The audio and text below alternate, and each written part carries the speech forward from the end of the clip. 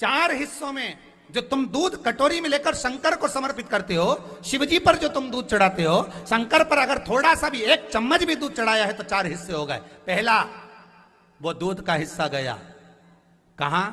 वास्तु के देवताओं के पास। किसके पास गया है? जम के बोलिए जरा। वास्तु के देवताओं के पास।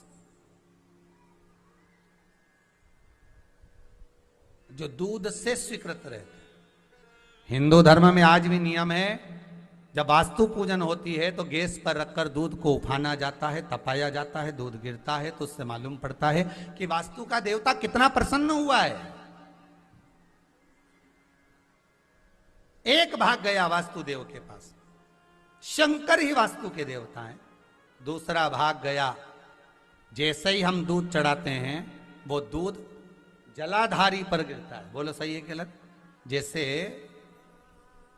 ये जलाधारी है, ये शिवलिंग है। शिवलिंग पर अगर आपने दूध चढ़ाया तो ये गोल जो जलाधारी है इस पर जाएगा कि नहीं जाएगा? तो ये जलाधारी कौन है? माता पार्वती। जब ये दूध गिरा जलाधारी पर गया तो जलाधारी पार्वती है। पार्वती किन की पुत्री है? मैनावती की। मैनावती किसकी पुत्री है? पितरों की।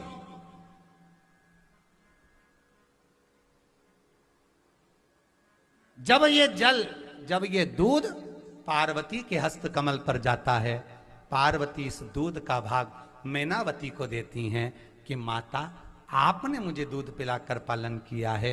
इस भाग को जब मैनावती को मिलता है तो मैनावती अपने पितरों को प्रदान कर देती है कि आपके बल पर आज मुझे यह प्राप्त हो रहा है, आज मुझे मिला। तो शंकर पर चढ़ाए गए दूध का एक भाग वास्तु को गया, दूसरा भाग जम के बोलो पितरों को गया, तीसरा भाग शिव को चढ़ाया गया दूध का तीसरा भाग जाता शंकर के गले में जो विषधर बैठा है। कौन? वासुकी नाग। वासुकी नाग।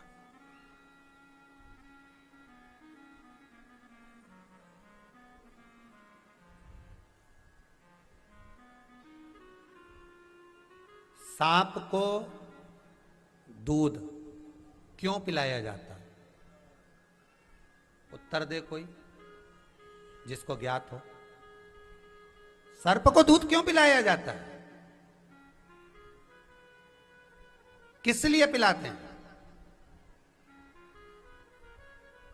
उसका एक कारण होता है, सर्प जिस दूध को पीता है उससे उसका विष बढ़ता है। सांप दूध जब पीता है तो उसका विष की मात्रा बढ़ती है, उसका जहर और जहर का जो तत्व है वो बढ़ने लगता। इसलिए आपने कभी कभी सुना होगा, जितना दूध पिलाओगे उतना विष उगलेगा। सुना है कि नहीं सुना कहावत?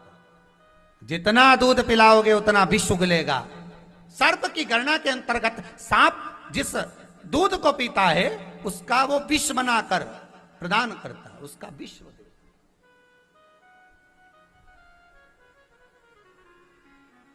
तीसरा भाग सर्प को जा रहा है जो शिव जी के गले में। अब आप लोग कहेंगे कि महाराज जिस समय पर मंदिर में हम अभिषेक करते हैं, दूध चढ़ाते हैं, उस समय पर सर्प को हटा दिया जाता है। बोलो हटाते कि नहीं हटाते? जिस समय आप दूध चढ़ा रहे हैं, जल चढ़ा रहे हैं, पंचामृत स्नान करा रहे हैं, शंकर जी का स्नान करा, उस समय वो सर्प को हटा दिया जाता है।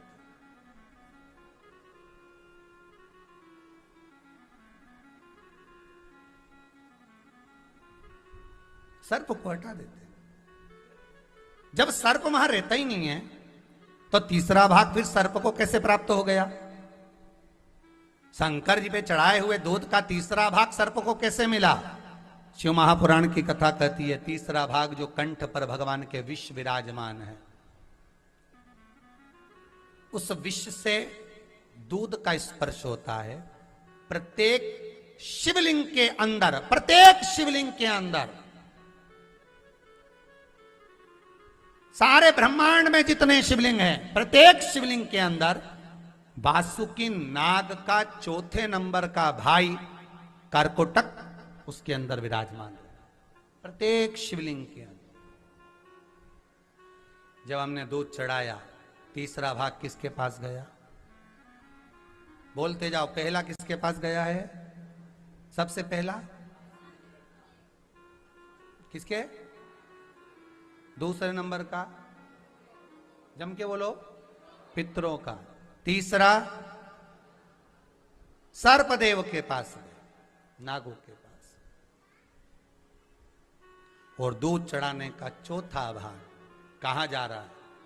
तो ध्यान दीजिएगा, इस मनुष्य की देह को पाने के बाद हमारी सामर्थ्यता नहीं है कि हम 33 कोटि देवता को अलग अलग स्नान करा सकें, 33 कोटि देवता को अलग अलग दूध चढ़ा सकें, 33 कोटि देवता को अलग अलग चावल चढ़ा सकें, 33 कोटि देवता को अलग अलग हम चंदन चढ़ा सकें। ये हमारी सामर्थ्यता नहीं। तो क्या करा? दूध शंकर जी पे चढ़ाया।